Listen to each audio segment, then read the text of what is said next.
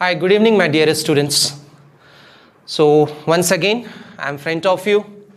So hope you all have seen my video that previously I did about the question paper pattern discussion, wherein I discussed about theme-based question paper pattern as well as the weightage of the marks which is given in paper 2020.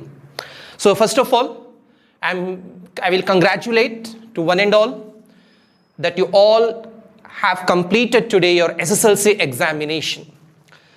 So I pray to Almighty कि आप सब अच्छे marks से कामयाब हो और आने वाला जो रिजल्ट है उसके अंदर आपको अच्छी से अच्छी कामयाबी मिले.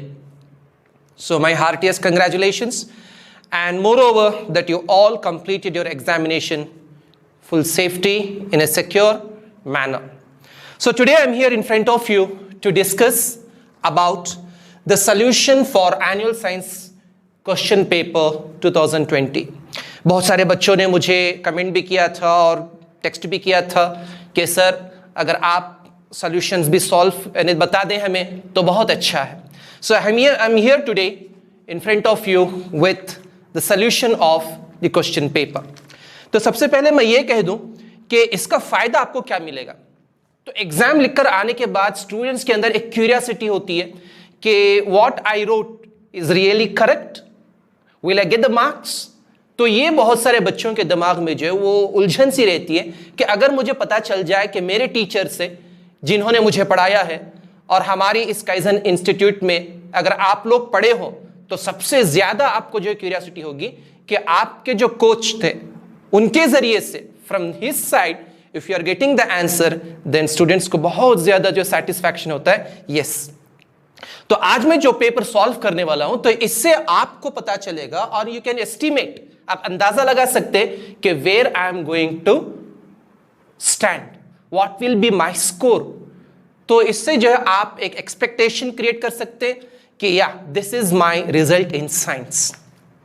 अगर आपने कोई गलती ना की हो, जैसे मैंने पिछली वीडियो में बताया था कि ओवरराइटिंग, स्क्रैचिंग, इसी तरीके से using the what we call it as whitener, using much of eraser.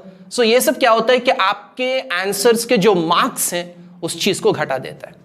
हाँ, अगर आपने बिल्कुल जो है अच्छे तरीके से, आपका प्रेजेंटेशन बहुत अच्छा है और मैं जो कहने वाला हूं आंसर्स वो सही है, तो यकीन कीजिए कि for sure you all are going to score 100% marks. तो चलिए आज हम शुरू करते हैं और देखते हैं कि आपके काइजन टीचर्स ने वो किस तरीके से आपको पढ़ाया था और आपको इससे अंदाजा लग जाएगा कि हमने जो आपको नोट्स प्रोवाइड की थी और जो मॉड्यूल्स हमने आपको दिए थे और जो टेस्ट्स हमने आपको करवाए थे कि उन सब का आपको कितना बेनिफिट हुआ. रियली श्योर कि हमारे जो मॉड्यूल्स हम लोगों ने आपको दिए थे और इसी तरीके से जो टेस्ट्स हमने आपके लिए करवाए थे और आपने किए थे कि आप देख सकते हैं कि अगर दोनों को आप टैली करें तो पता चलेगा कि कितना ज्यादा उसमें से इस क्वेश्चन पेपर में पूछा गया. Almost 80% of our kaizen efforts you can see reflecting in this paper. तो चलिए शुरू करते हैं. सबसे पहले कि very first question here was, तो सबसे पहले मैं एमसीक्यू सॉल्व कर देता हूं. तो हमने जिस तरीके से मैंने जिस तरीके से बताया कि थीम बेस्ड पेपर, उसी बुनियाद पर यह चीज बनाई गई है. So very first question is the inner surface of solar cooker is coated with black paint. तो यहां पे जो ऑप्शन, सही ऑप्शन अब्सॉर्ब्स मोर हीट, इसलिए कि जो ब्लैक बॉडी का जो प्रॉपर्टी क्या है कि वो हीट को अब्सॉर्ब करती है, बहुत जल्द नहीं छोड़ती. So it absorbs more heat, सही option. Coming to the next, as the pH value of neutral solution increases, what will happen to the acidic property और basic property of the solution. तो यहां पे सही ऑप्शन है C, basic property increases and number of OH minus ions increases. So hydroxyl ions increase होने से क्या होता है कि basicity यानी basic nature of the solution बढ़ जाता है. इसी तरीके से जब H प्लस आयन यानी हाइड्रोजन आयन का कॉन्सेंट्रेशन जब सॉल्यूशन में बढ़ता है तो उससे क्या होता है कि acidic nature, the acidity of the solution increases. तो ऑप्शन क्या रहा? सी. तो next question, question number 3. In the given figure cotyledon, वहां पे जो सीट का एक स्ट्रक्चर आप लोगों को दिया गया है. In the given structure of cotyledon the parts labelled A and B respectively. तो आपको जो पूछा जा रहा है कि what is part A and what is part B significance. तो इसका सही ऑप्शन है B, primary shoot and primary root. तो इसी से आपको ए से जो है वो प्राइमरी रूट, यानी बी से आपको प्राइमरी शूट और ए से प्राइमरी रूट मिलता है. तो याद रखिए कि the right option is B, that is primary shoot and primary root. तो ए से क्या होता है? आपको प्राइमरी शूट, और बी से क्या मिलता है?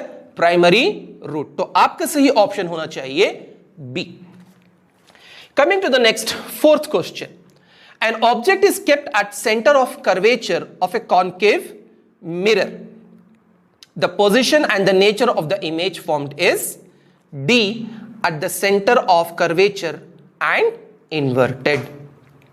तो याद रखिए कि आपका फोर्थ क्वेश्चन का जो ऑप्शन है, सही ऑप्शन वो डी है. तो चलिए फिफ्थ क्वेश्चन को चलते हैं. The power plant in which the natural source of energy is directly used to rotate turbine. तो directly used to rotate turbine, यानी natural resources is being used directly. We are not transforming that natural source into another form of energy and that energy is used to rotate the turbine. No, he's asking directly. So that means hydroelectric power plant. तो यहां पे जो turbines rotate किए जाते हैं वो kinetic energy of flowing water से rotate किए जाते हैं. तो यहां पे जो काइनेटिक एनर्जी फ्लोइंग वाटर है वो natural resources, directly we are making use of it to rotate the turbines and to generate the electricity. Coming to the next, an example for saturated hydrocarbon. अच्छा बच्चों, इससे पहले पांचवा अगर मैं बताता हूं कि thermal power plant is not, इसलिए कि जो थर्मल पावर प्लांट में हम कोल जो नेचुरल रिसोर्स है उसे हीट करते हैं और उससे जो हीट बनती है उससे हम वाटर बॉईल करते हैं and then we use that steam to rotate the turbines. Nuclear power plant में उसमें भी ये होता है कि हम लोग जो है यूरेनियम लेते हैं एज ए न्यूक्लियर फ्यूल, तो फिर उसे जो है reaction we bombard it with slow moving neutron, तो वहां पे जो कन्वर्जन, फिर जो हीट जनरेट होती है उस हीट को हम वाटर पे पास करते हैं तो वाटर बॉईल होकर स्टीम बनता है, देन वी गोस. तो यहां पे क्या हो रहा है कि transformation of natural source of energy into another form and then that form is used to rotate the turbines. So ये तीनों नहीं हो सकते, एक ही है hydro electric power plant. Coming to the next, so let's see the next is an example for saturated hydrocarbon is. So सबसे पहले आपको पता होना चाहिए कि saturated hydrocarbon, तो saturated hydrocarbon जो है इसके what is the property? The big property you all should understand is in the saturated hydrocarbon between two carbon atoms there will be a single covalent bond. So if you find this, that means it is a saturated.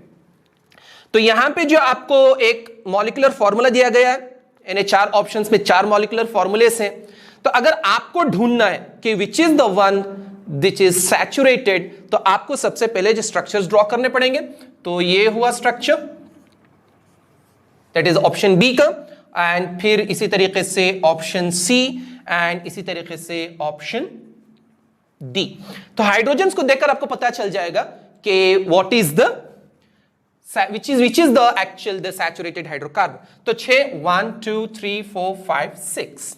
अगर दूसरा देखेंगे तो 4 hydrogens, तो 1 2 3. इसमें क्या लगेगा अभी? तो इस पे लगेगा कि यहां पे आपको जो है 3 कार्बन्स और 4 हाइड्रोजन एटम्स.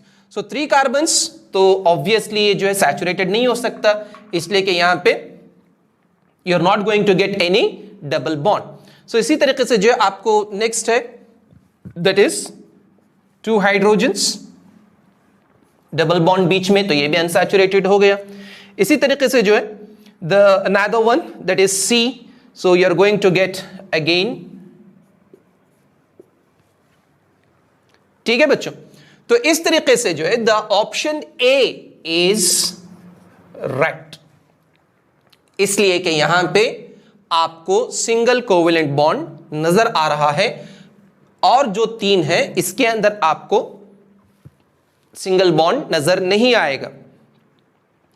तो इसी तरीके से चलिए चलते हैं अभी नेक्स्ट द 7th वन। तो यहां पे देखते हैं कि what is the 7th option.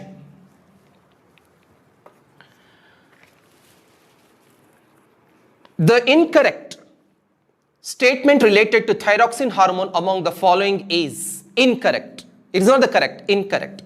It regulates the fat metabolism, right. Its deficiency leads to goiter, right. Iodine in the food is essential for its production, right. Then which is incorrect? That is C, it is secreted by parathyroid gland. So parathyroid gland secretes parathormone, whereas the thyroid gland secretes thyroxine. तो यहां पे जो incorrect statement है वो C है, it is secreted by parathyroid hormone. चलिए चलते हैं the next one, the 8th one. So the molecular formula of 3 carbon compounds which are homologous series are C6H6, that is C2H6, C3H8, C4H10. The suitable general formula for this compounds is, तो यहां पे आप देख सकते हैं कि ये homologous series पूछा जा रहा है। होमोलोगस सीरीज में होता क्या है कि every member of the particular family will differ from each other by 1 carbon and 2 hydrogen atoms. तो यहां पे अगर आप देखेंगे तो C2H6, C3H8, तो यहां पे हर मेंबर क्या हो रहा है, द इथेन है, इसी तरीके से C3H8 है, C4H10 है, ब्यूटेन है, प्रोपेन और इथेन। यानी आपको एक ही फैमिली के 3 मेंबर्स दिए गए। पहला कौन सा है, इथेन है, बाद प्रोपेन, बाद butane. So if you see into this the general formula, so the suffix ends with ANE। तो when the suffix ends with ANE must be saturated and the general formula CnH2n+2। तो the right option is D। So this is about the discussion on the 8 MCQs।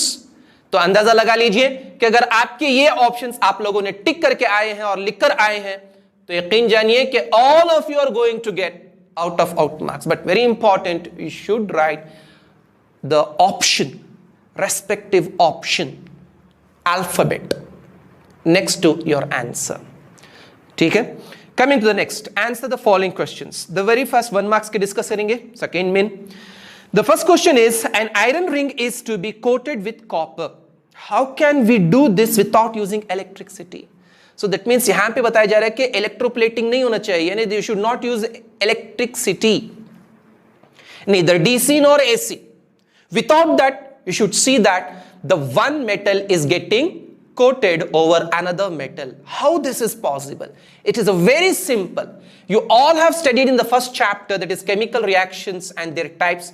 The second type of equation, that is type of reaction, chemical displacement reaction. तो यहां पे क्या होता है कि he is asking iron ring, which is one article, should be coated with copper. तो यहां पे होगा क्या, displacement reaction. So yes, this is possible without using electricity by displacement reaction, wherein we will be taking copper sulfate solution. So copper sulfate solution, when it is taken in a test tube, and in that if you dip ring, iron ring or iron rail, any iron article, when you dip into it and keep it aside, after a few minutes you will see that the gray color of that iron ring or a nail is showing a brownish, reddish brownish, the layer, the coat of copper on it. और जो blue colour होता है copper sulphate solution का, that is fading.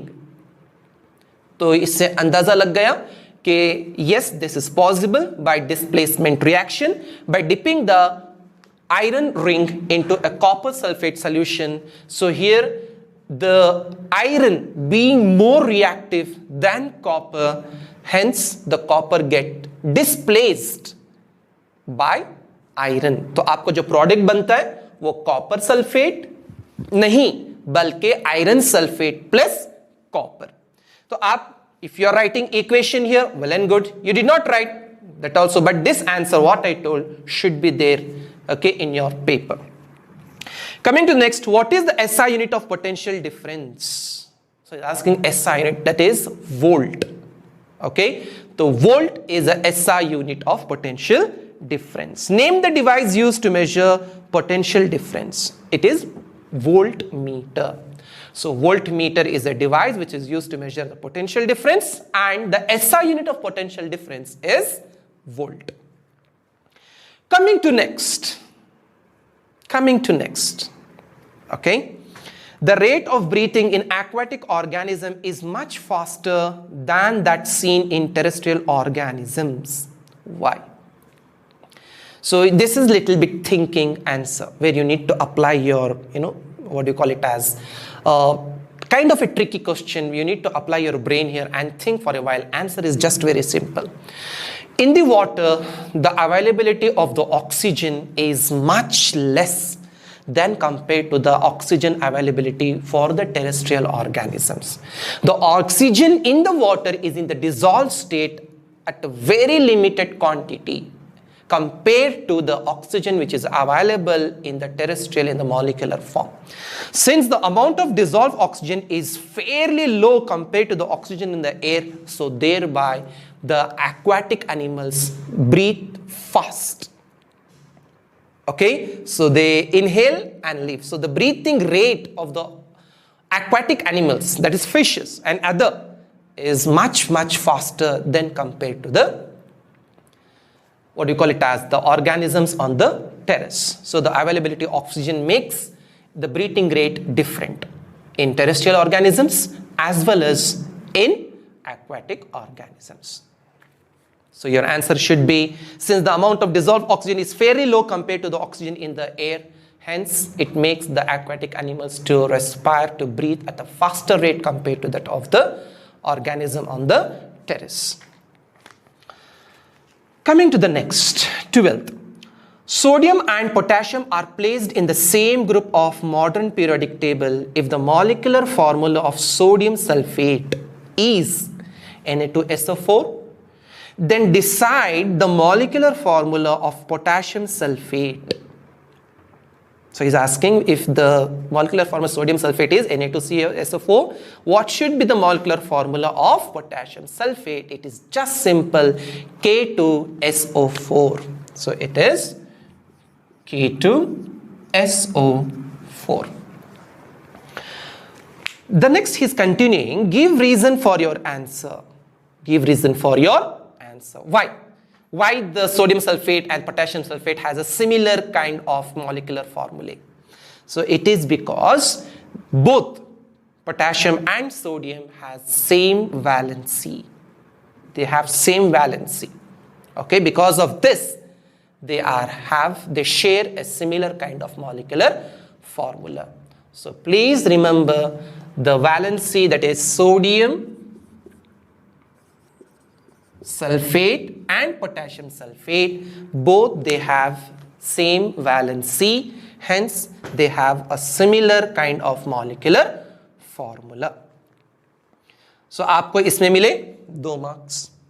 Okay, first you should write the formula and second you should give the reason, okay, since they have the same valency. That is, the valency of sodium is same as that of the potassium and vice versa.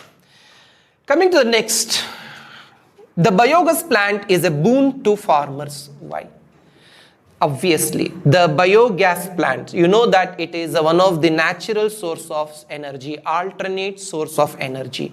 So this form of energy is produced by using what do we call it as, degraded organic matter of animals, plants and human. So this is a biodegradable product.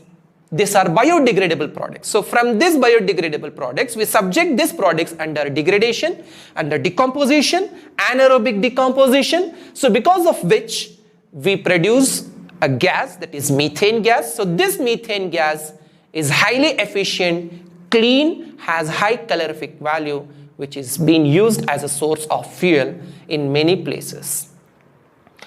So now why it is boon? Because so after the gas is utilized completely from one biogas digester, it has a limited supply of gas. So after the gas is finished, what should do that matter? No more use. No more use that matter. So the more gas cannot be produced. So it should be periodically changed by fresh one. So the older one, what they do with that? So this is being used by farmers. So this could be used by farmers, first of all, to increase the soil fertility, since it is highly rich in nitrogen content and other nutrients, which obviously going to affect our soil fertility, our fertility soil, okay, the soil will be enhanced. Secondly, if we use this, the degraded organic matter in the fields, so this matter will enhance the water retention capacity of the soil. So thereby the farmers can use this for two purposes. One, to enhance the fertility of the soil. Secondly, to enhance the water retention capacity of the soil, which is this both the factors. Okay, both the criteria are very important for the farmers so that they can develop their crops. Very well. Coming to the next, okay, so very interesting question. The gene for brown colored hair is recessive for gene for black colored hair. Okay, remember, the gene for brown colored hair is recessive for the gene for black colored hair. So for instance, if we imagine the brown color gene for brown color hair is small b and the gene for the black color hair is capital B. So he is telling that the brown color hair gene is recessive to the gene of the black colored hair. What is the hair color of a person who has inherited a gene for brown colored hair from mother and the black colored hair from father? It's just very simple. Okay, so here let's try to understand. This is the father and this is mother. She's asking what is the hair color of a person who has inherited a gene for a brown color hair from mother. Okay, that is small b from the mother, and black colored hair, which is a capital B, that is gene from father. Obviously it is. So the dominated gene here, which is expressing its property, is capital B. So the person hair will be black. Okay, the child hair color will be black, because it is giving already in the question he is giving a clue to us that brown is recessive, black is dominant. So if the dominant gene is from the father, which is black color, and the recessive gene, which is brown from mother, obviously the gene from the father being as a dominant will express its property, hence the color of the hair of that particular child will be black. Coming to the next, again very interesting question. Really, I'm feeling very happy to solve this. So immediately I'll request all of my students, those who are watching this, increase your likes.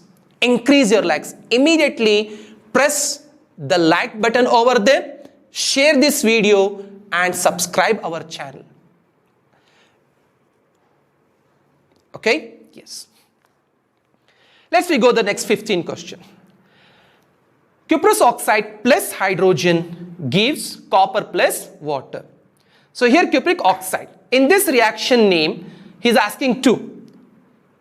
That is oxidized. So which one is oxidized? And second, which one is reduced? So it has two parts, one reactant and one product side.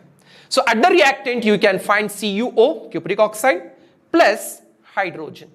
So he's asking among these two reactant, which one is oxidized? That means which of this reactant is getting added by oxygen? Obviously it is hydrogen. So your answer is hydrogen.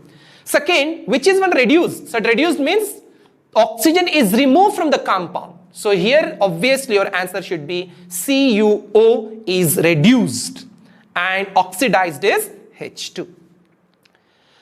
Coming to the next part, 16th question, observe the diagram. So he has given a diagram here which is very much related to Michael Faraday's experiment of electromagnetic induction, where you can find their cylinder wounded with a copper coil. You can see a galvanometer connected at both the end, between both the ends, and you can see that the bar magnet is used. What is the answer he is asking? What type of current is induced in the coil by doing experiment related to this figure? Obviously, it is electromagnetic induction experiment can be demonstrated. Yeah. So he is asking question, what type of current is induced in the coil by doing the experiment?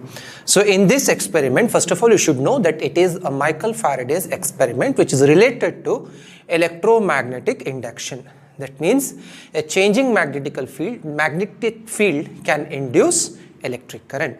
So here the current which is being induced is alternating current, that is AC. Why?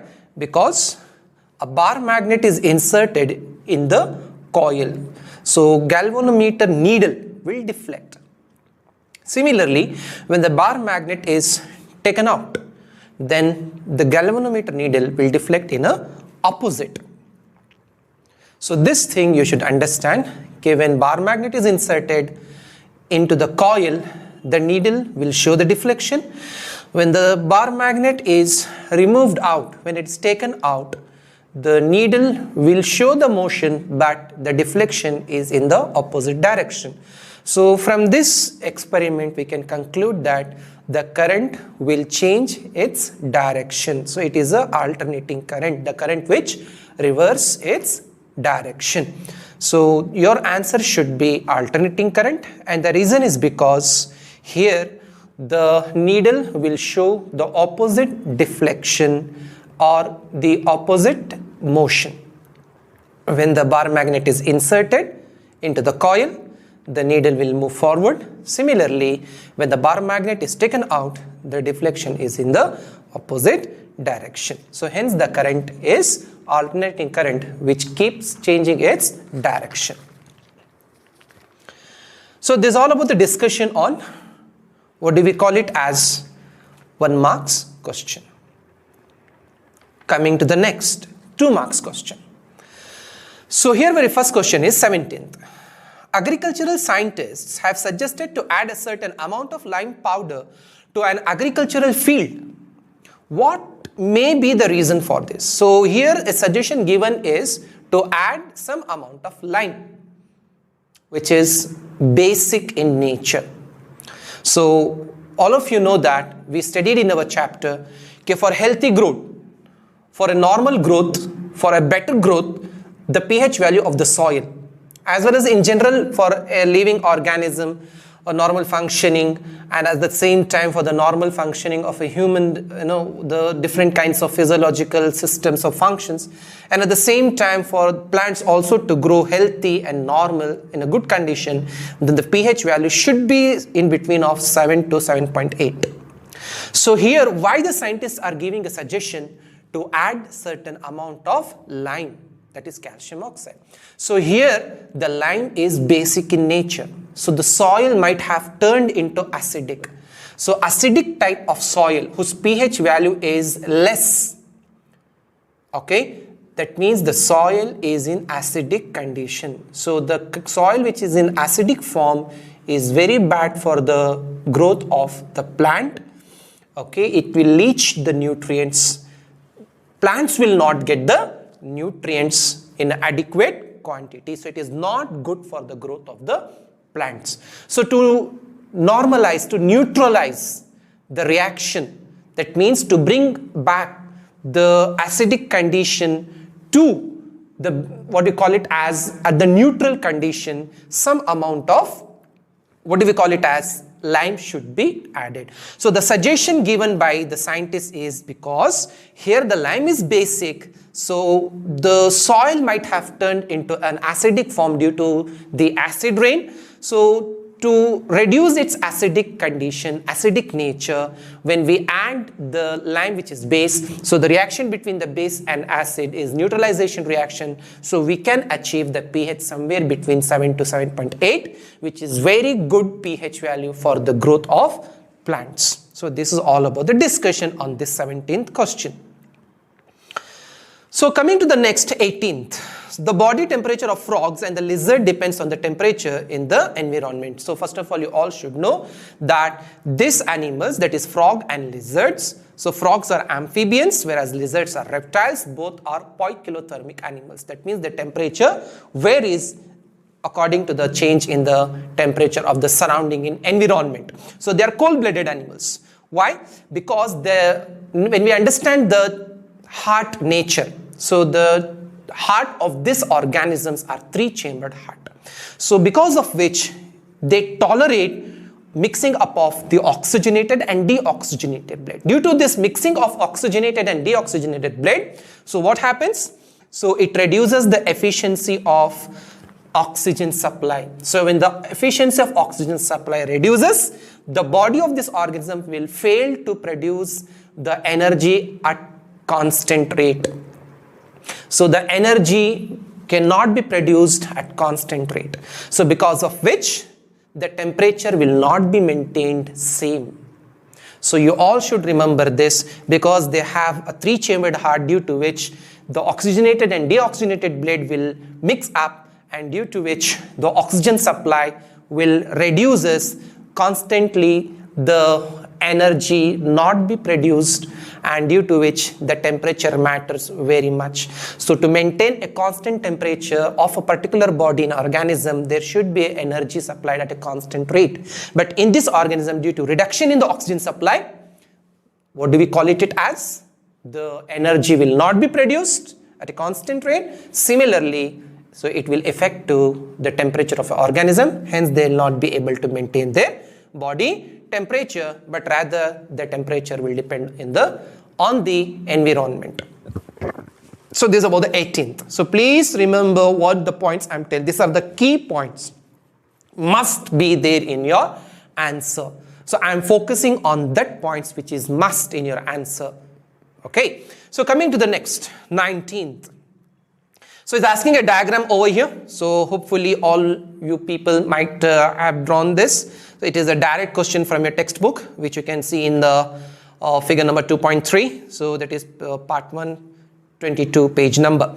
Similarly, the next diagram also he is asking from the similar chapter. So options always is from same chapter. So page number 19, figure 2.1. So this both the diagrams you can just go through from your textbook, and you can analyze, yeah, what I have drawn is right, and the marking what I did is right. Coming to the next question number 20. So here he is asking one problem from electricity chapter. See, I told you in my last video that whenever you see the problem, very first important thing you should understand that this problem is from which chapter. Hardly we have two chapters from which the problems were expected, and from that chapters only they have asked the questions. So that is one electricity chapter, and second is light chapter. So this question 20th is asked from the electricity chapter. So what he is asking here is, resistivity of a manganese wire of a length 1 meter is 1.84 into 10 to the power of minus 6 ohm meter at 20 degrees Celsius. If the diameter of a wire is 3 into 10 to the power of minus 4 meter, what will be the resistance of the wire at that temperature? Listen students, okay, just go through the questions. A similar type of question is already present in your textbook. Okay, when you go through your chapter, you can see a similar type of question, very much similar to this question. They have, in fact, I can tell that they have reversed. Okay, they have asked some other parameter. They have reversed the question, that's it. Okay, so go back. Anyhow, I'll just try to solve this so that you can get to know what is your answer is. Whenever you see the problem, very first important thing is you should write given data. So here you should write the given data. So data given, length of the wire is 1 meter. The resistance is 1.84. That is R, and L is 1 meter, and temperature T is 20 degrees Celsius, and the diameter of the wire is given as 3 into 10 to the power of minus 4. So value of L we know, value of R we know, and value of temperature T we know, and value of D also we know.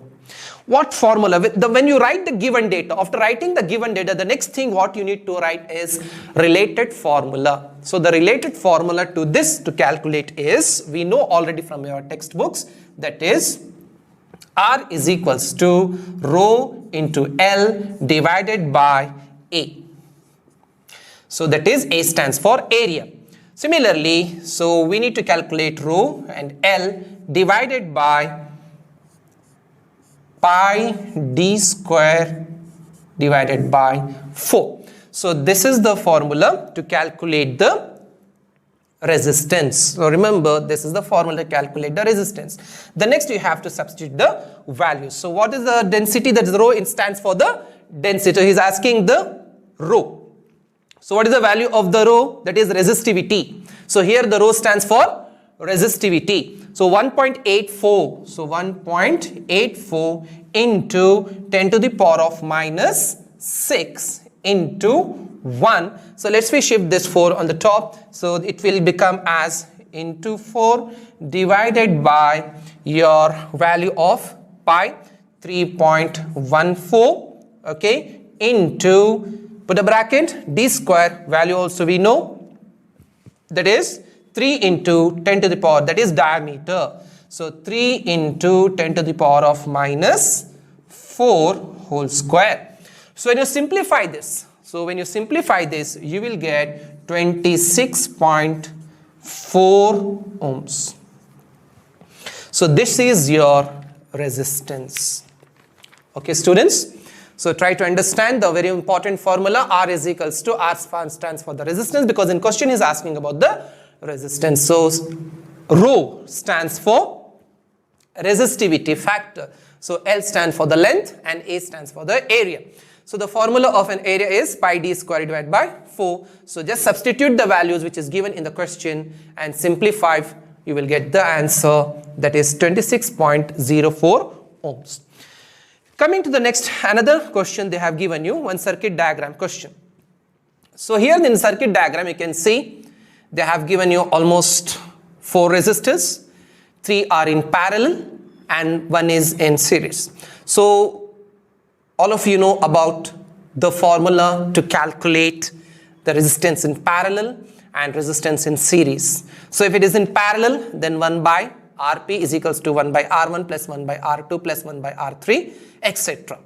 Okay. If the resistance is in series, then you have to go for Rs is equals to R1 plus R2 plus R3, etc.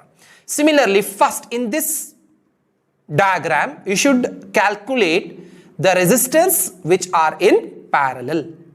Then the value which you get, that value should be added to the resistor which is in the series, that is 5 ohms. So in the given data, so what will you write? Very foremost important thing is resistors in parallel. So R1, R2, R3, that is 1 by R1, 1 by R2, 1 by R3. You will calculate it. Okay, let's we see that. So most of the students might be telling, sir, it is better if you just plot it on the board. So I guess it will be easy for you all.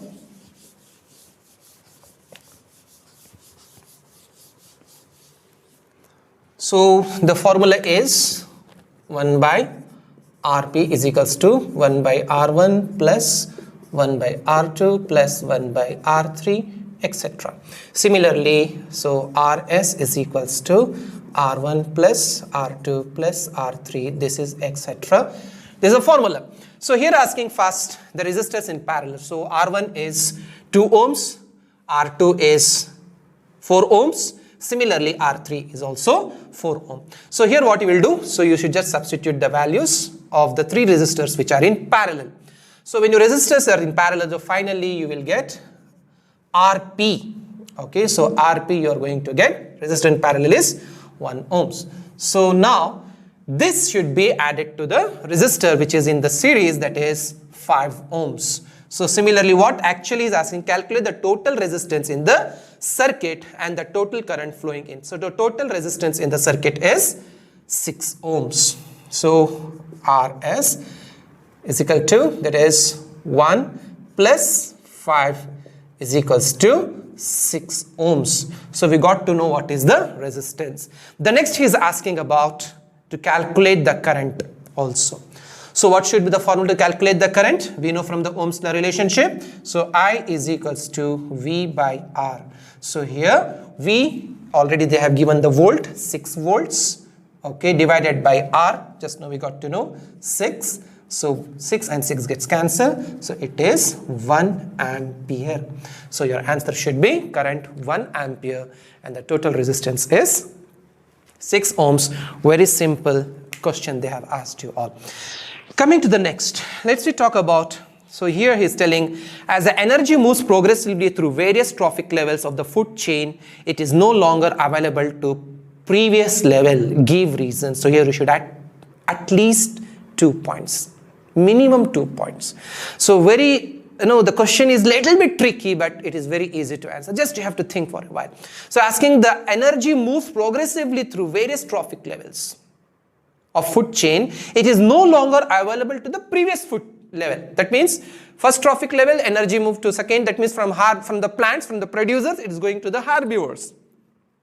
So again, it will not be back to it is not available for, the energy will not flow back to that is producers.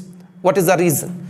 So reason is 2 points. Listen carefully. Very first is the flow of energy is unidirectional, okay, in the nature. The flow of energy is unidirectional in the nature. That is the energy captured by the autotrophs, that is by the plants, does not revert back to the solar output. That means the energy which is coming from the sun will be trapped by the producers. After the energy is stored in the producers, it won't go back to the solar output. So it is unidirectional. From the sun, trapped by the herbivore. From the producers, it goes to the herbivores. From the herbivores to the carnivores. So likewise, the flow of energy we see in our nature. So first of all, you should write the energy flow in our nature is unidirectional. When the energy is trapped by the producers, so the energy will never go back to the solar output. Okay, so and the energy which passes to the herbivore does not come back to autotrophs. That means the energy is gone from producers to the herbivores. Again, the energy from the herbivores will not go back to the producers because it is a unidirectional flow.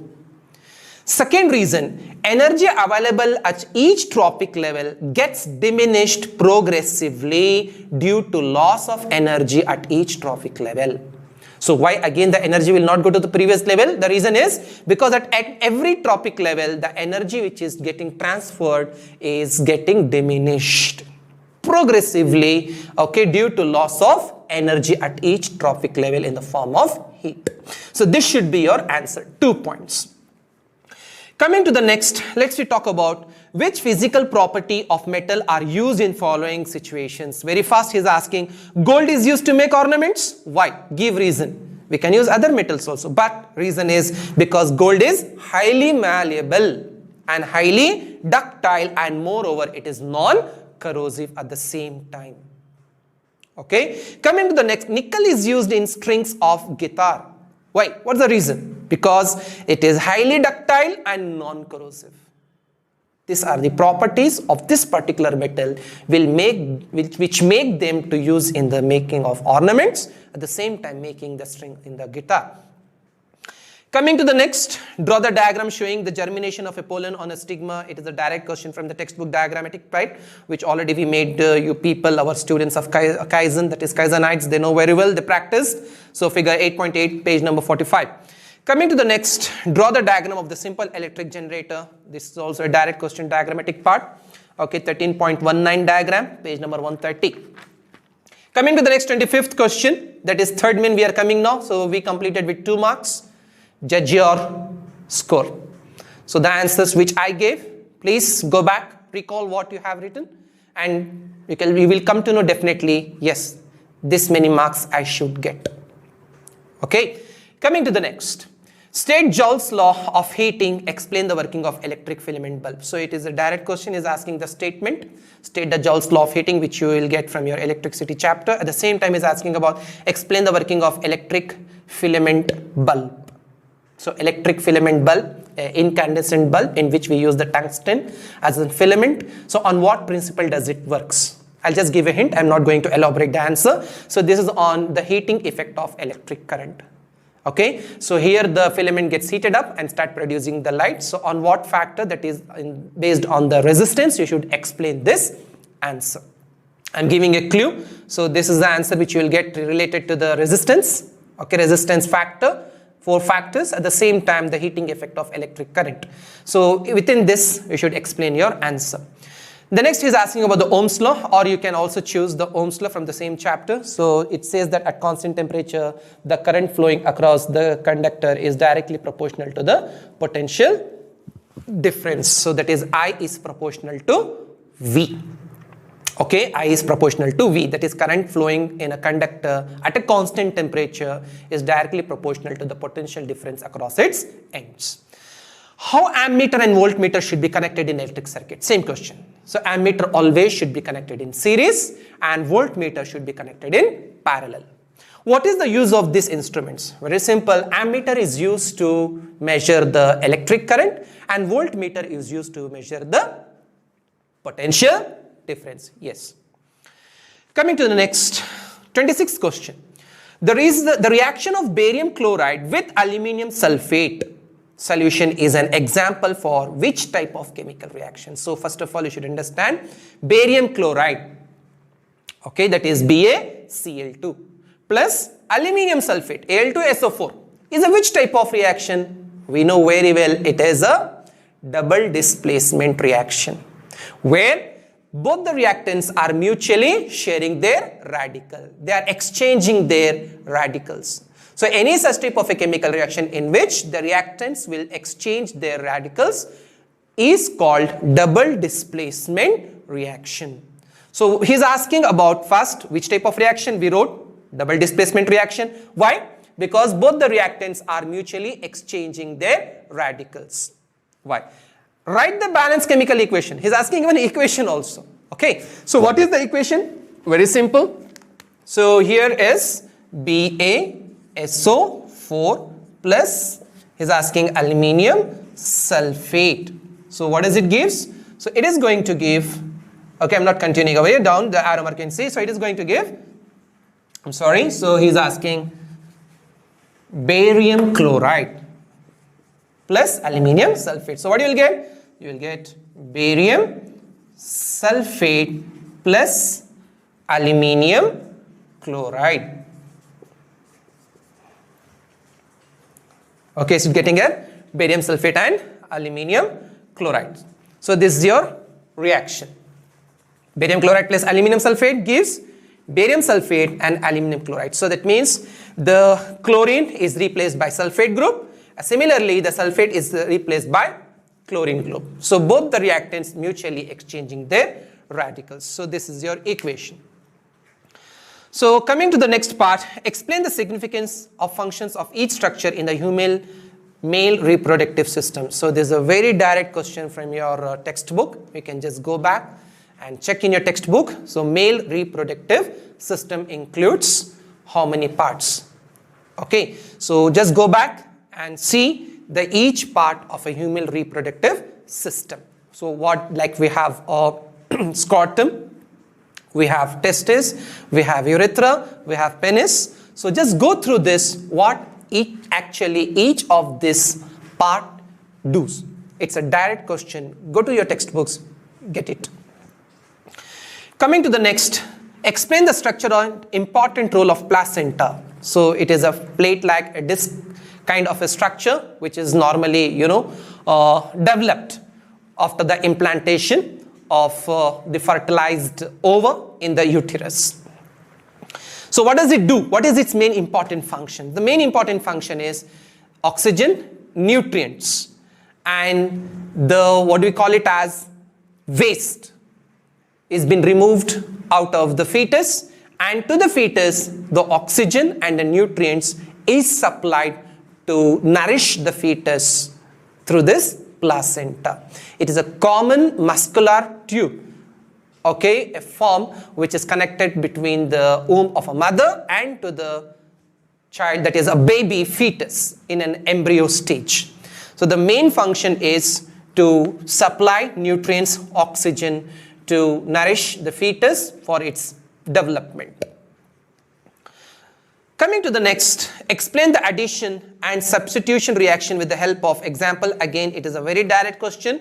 You can go back to your exercise kind or a textbook. You can find this, what is addition reaction and a substitution reaction with the help of an example of C2H6, that is ethane, undergoes a substitution reaction but not an addition reaction. Coming to the next, explain how soap cleans clothes. It is also a very direct question from your textbook. Already we taught you and we gave you the model exclusively. All these mechanisms, okay, with labeling we have given you in our module, study modules material. Go back and just have a look. One glance, you will come to know the direct answer. Coming to the next, again a problem from the like chapter. Okay, an object is kept on the principal axis of a concave mirror of a focal length 12 centimeter. So focal length is given 12 centimeter. If the object is at distance of 18 centimeters, so distance of the object is given 18 centimeter from the mirror, calculate the image distance. So he's asking about to calculate image distance, that is V. And also he's asking to determine the nature of the image formed by the calculating the magnification produced by the mirror. So all of you know about the mirror formula, right? What it is?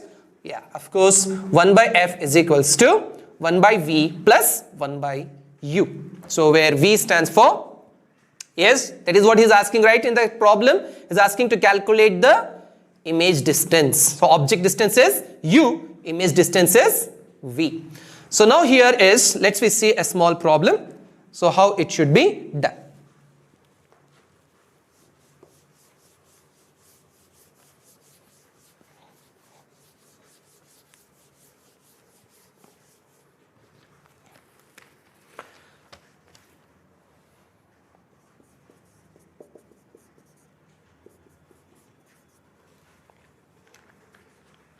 Okay students, now we'll see the 30th question. So this question is asked from like chapter. So question is, an object is kept on the principal axis of a concave mirror of focal length 12 centimeter. If the object is at distance 18 centimeter from the mirror, calculate the image distance. Again is asking, determine the nature of the image formed by calculating the magnification produced by the mirror. So let's see this problem. So here I have written the mirror formula, that is 1 by F is equal, that is focal length, and image distance and object distance 1 by V plus 1 by U. Let's simplify and let's substitute the values into this. So let's see, now we have to calculate. So he's asking calculate the image distance, so 1 by V. So 1 by V is equals to 1 by F minus 1 by U.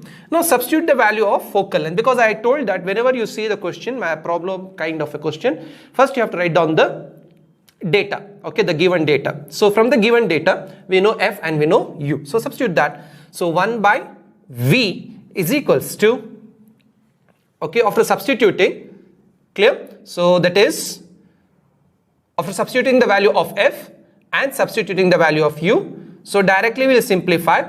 So I am writing minus 3 plus 2 divided by minus 36. So therefore V is equals to minus 36 centimeter. So we got to know the image distance is minus 36 centimeter. So next thing is asking to calculate and to determine the nature of the image formed by calculating magnification. So let's see the magnification formula. So M is equals to minus V by U.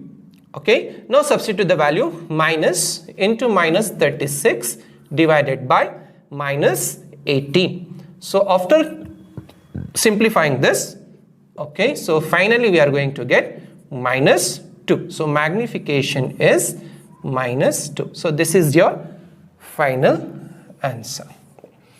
Okay.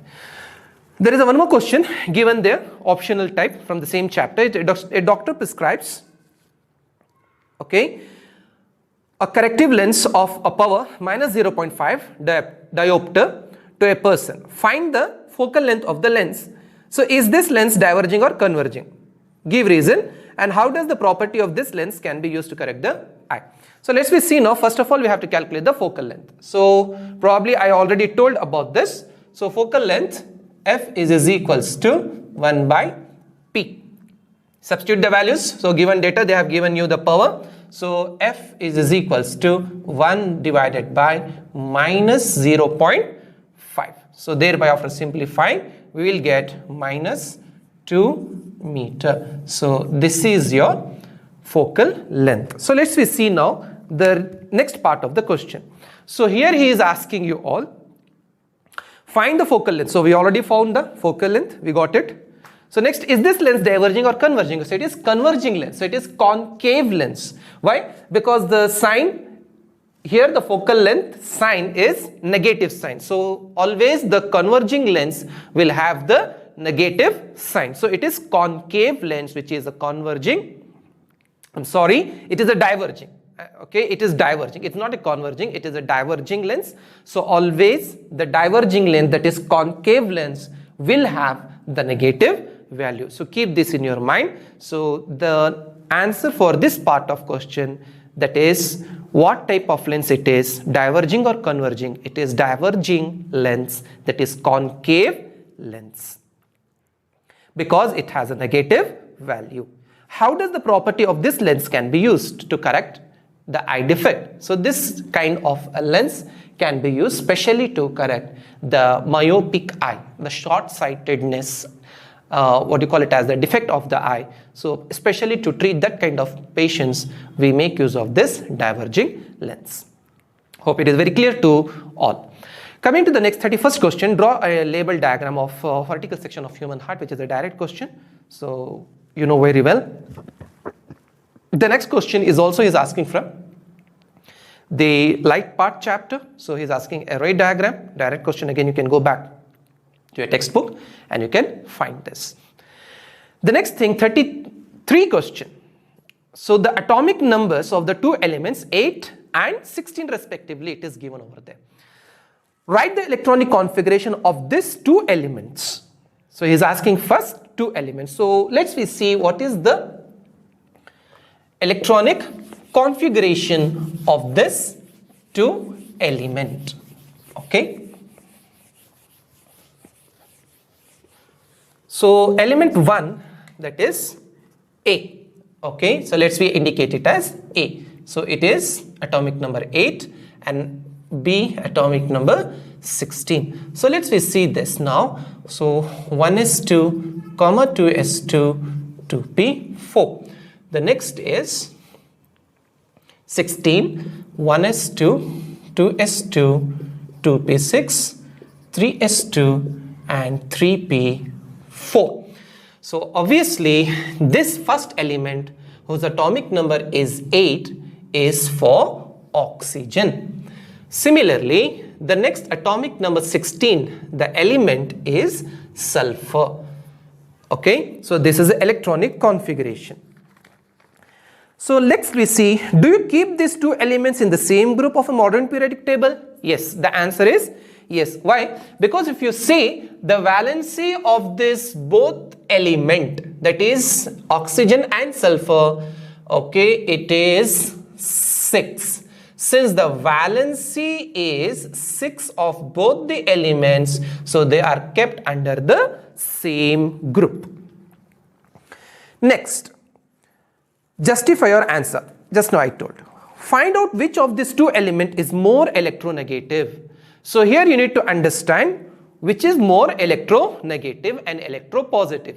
The element which release its electrons readily and easily, so such element is called electropositive, and the element or the atom which did not give out its electron easily is called electronegative. So more electronegative elements or an atom do not give out their electrons readily or easily, whereas electropositive elements or an atoms gives out their electrons easily. So he is asking, find out which of these two elements is more electronegative. Out of these two, which is more electronegative? So it is oxygen is more electronegative, because the reason is we studied in the periodic table trends that the electronegativity of the elements, okay, will decreases down the group.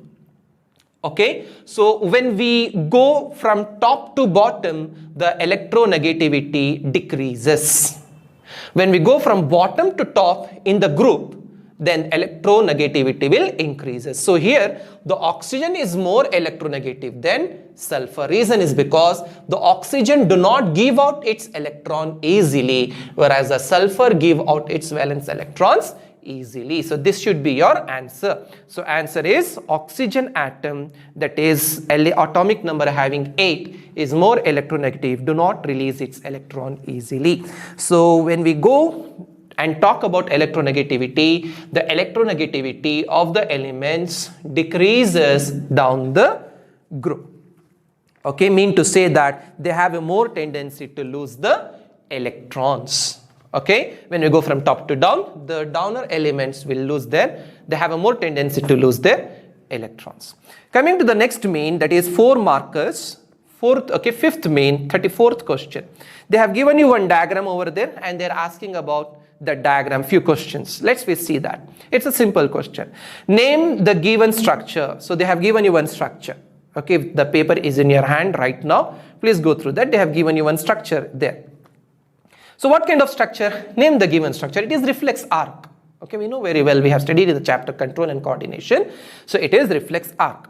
What is its general function? The general function, it is involved in the reflex action. So there is a cross section of the spinal cord which is given. So that complete schematic representation of a reflex arc is mentioned here. And they're asking what is the general function? So reflex action. That is sudden and involuntary response to the stimuli is called reflex action.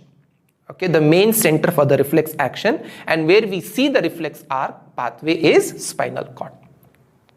Mention the function of the part labeled in this A and B. So A is sensory neuron which collects the stimulations, okay, from the receptor cell. So it is a sensory neuron which collects the stimulations, the kind of a sensation, hot, cold or whatever it is from the receptors.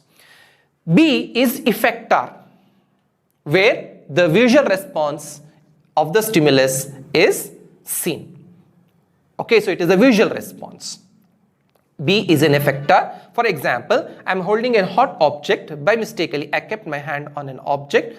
So I'll drop it immediately within no time. So that means you can tell that the muscles of this hand, okay, are effectors because they are showing as visual response to the particular stimulation. The next is asking, this structure in animals are said to be more efficient to quick response. Of course, because the brain do not respond at a faster rate. So response of the brain is slower than compared to the response of this spinal cord.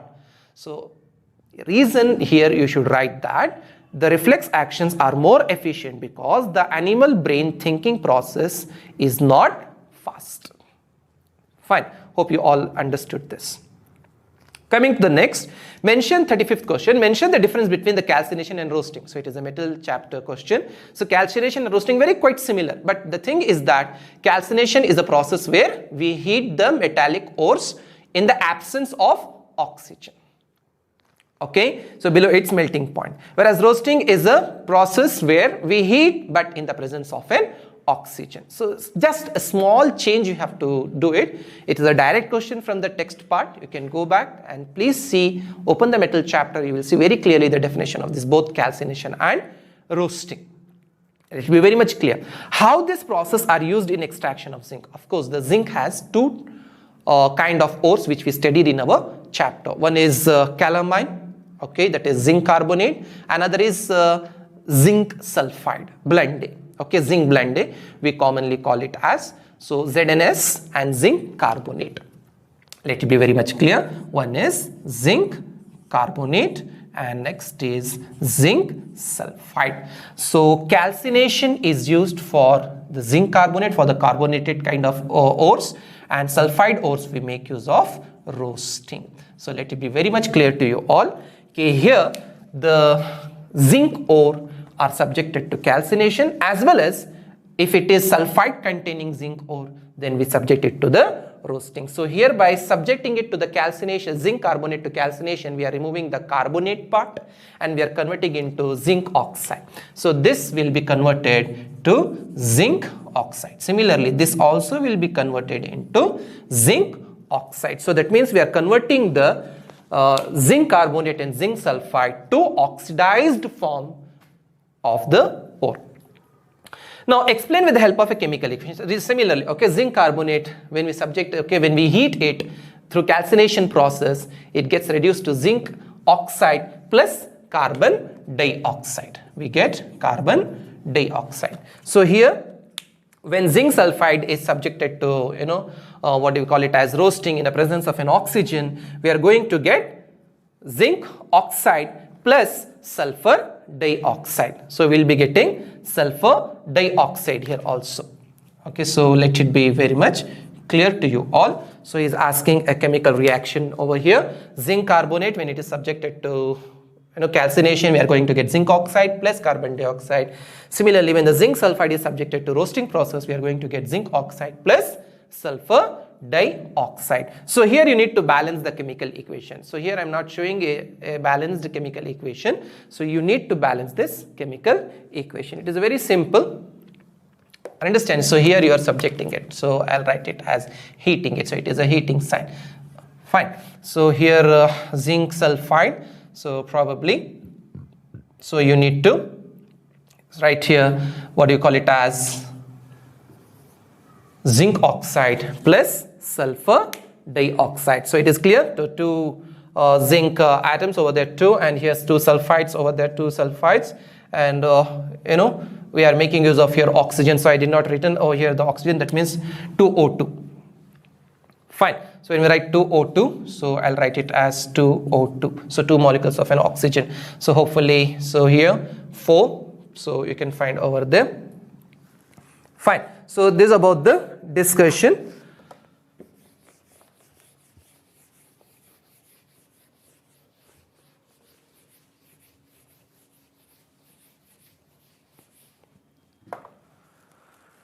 So after this, let's see the next. He's asking one more part of this. Let's discuss the next part of this question. After this process, is reduction necessary to obtain zinc? Why? Yeah, of course, because it is zinc oxide, right? So we need to remove oxygen. So to remove the oxygen, we have to subject that zinc oxide to reduction process. So in the reduction process, what do? We subject that zinc oxide to carbon. Okay, zinc oxide is subjected to carbon. So when you subject it to carbon, we get zinc and carbon monoxide. We get zinc and carbon monoxide. So here the carbon, that is coke, acts as a reducing agent, and here from the zinc we are taking out the oxygen, so it is reduced. So this is reducing agent and this is reduced, that is zinc oxide is reduced, mean to say that the oxygen is taken out from it with the help of making it to react with carbon. Coming to the next process, how do you trace the magnetic field lines around the bar magnet using a compass needle? So it is a direct question. You can go back to your chapter, magnetic effect of electric current. So there they have given you very clearly the diagram.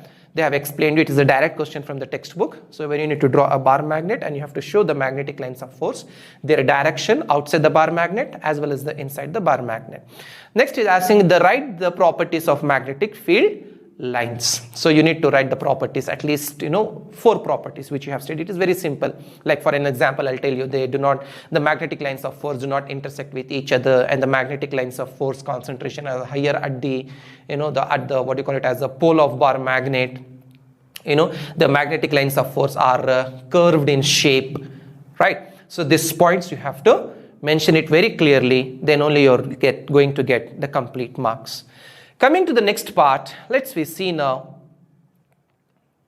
Okay, so here the plants bearing a round yellow colored, so that means this is a question they are asking you about a dihybrid cross.